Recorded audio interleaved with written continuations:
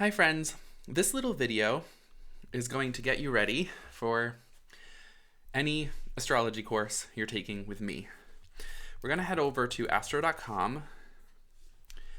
If you already have an account, you're going to go to My Astro, which is right here. If you don't, you're going to want to go to Login and create a free registered user profile. So let's set this up really quickly. Put in all your info, desired password, all that stuff. No title, thank you. USA English. Sure, keep me logged in. And we click OK. It's going to ask you to click the button one more time. Okay, so whether or not if you're already logged in and you clicked My Astro, it will bring you here. If you create an account, this is also the first page it will bring you to. You want to put in your astro data with Add New Astro Data. You're going to want to put in your name. That's not my birth town. Your gender, which can be female, male, or other. It will say no interpretation will be offered. That's fine. We don't need your canned interpretation. You're going to want to put in your birthday. This is mine. The time of your birth, which you really do need to know to cast your chart. If you don't know your birth time, for the purposes of this class, use a friend's chart. Use someone's birthday for which you can actually get complete birth data so that you can do everything that we're doing in class.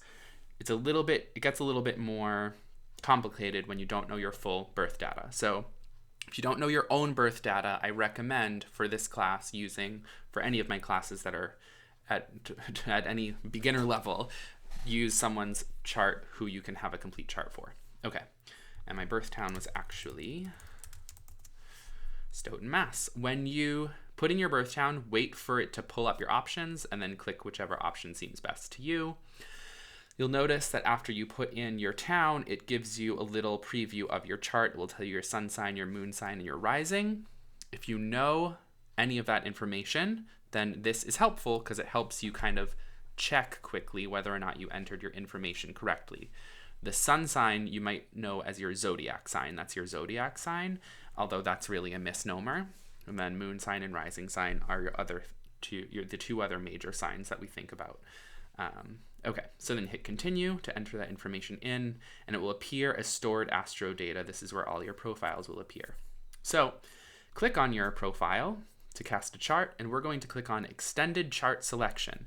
I have a very particular way of casting charts, and I use this method in class. You may come into class with your own understanding of how you cast charts. That's fine. Cast a chart with my method and bring that chart to class so that we are on the same page when talking about how to read the chart. This part is more important and has a bigger impact on reading a chart than like individual points, like what does the sun in Taurus mean? Seriously. Okay, so down here, we're going to leave this part alone. We're going to come down to house system and change it to whole signs. I read with whole signs. You may be shocked by that if you know some astrology already. It's going to be a lot easier for you to use whole signs and then go to a different sign system, a different house system rather, than it will be for you to put your foot down and insist on using Placidus or whatever other system you use and try to translate that to whole signs. So start with whole signs in my classes. I don't use any other house systems. I only use whole signs. That's how classical astrology worked, and that's how I do my astrology. You're welcome to branch out afterwards. In my classes, we use whole signs. Okay. Then you'll also need to go down to display and calculation options. If this is your first time doing this, these things will likely all be closed and it will just look like this. You'll have to open up options for zodiac signs and houses and change this. And you'll have to open up display and calculation options. And here's the things I want you to check. Again, if you know some astrology, this may be strange to you, but trust me, let's go back to basics. It's going to be the best way to be on the same terms as we're talking about astrology together. I want you to click True Node in calculation options. I want you to hit Uranus to Pluto off on in traditional astrology options because we are doing traditional astrology here.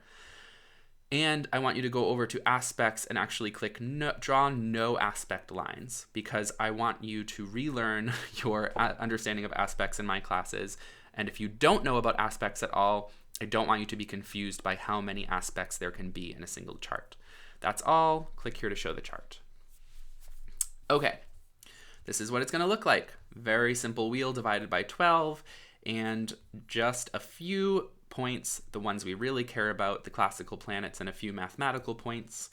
And then down below your chart, you will see these boxes. It's actually two different things. This box over here and this box over here is actually just a reiteration of your chart. With either of these boxes, you can reconstruct your chart up here. It's just that Western astrologers tend to prefer this circular model. This is a perfectly good astrology chart, actually, and this is an even more detailed, perfectly good astrology chart. So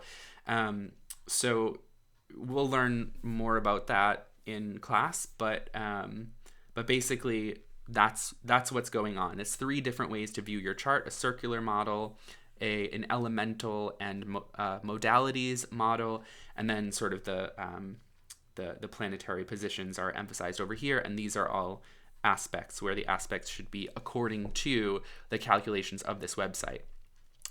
If you don't know what I'm talking about, if you don't know what modalities or elements or aspects or any of this is, don't worry. Most of this information is to put minds at ease of other astrologers who are going, what are you doing? Why did you delete all my aspects?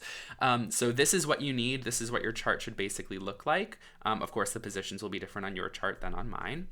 And then you can click on that chart to get a really printable version. I recommend printing this in color and having it ready for class so that you don't have to walk through this whole process when we're getting down to business. If you come to class not prepared, I'm not going to walk you through casting your chart during class time. Please use this video and be prepared. Watch it a few times if you need to get it just right. And you're welcome to send me your chart with your birth data ahead of time if you want help casting your chart. I'll even cast one for you. I'm not going to do it during class time though. So this is what it should look like in the end. Okay, hope to see you in class.